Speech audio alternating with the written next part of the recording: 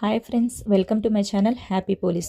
రోజు మన గ్రూప్లో వచ్చే ఇన్ఫర్మేషన్తో పాటు కొంత అప్డేట్తో ఈరోజు ఈనాడు పేపర్లో న్యూస్ వచ్చింది. అదేంటంటే 22న ట్రైనింగ్ స్టార్ట్ అవుతుందని, దానికన్నా ముందే 16న సీఎం చేతుల మీదుగా మంగళగిరి 6th బెటాలియన్లో శిక్షణ కార్యక్రమాన్ని ప్రారంభిస్తున్నారన్నారు.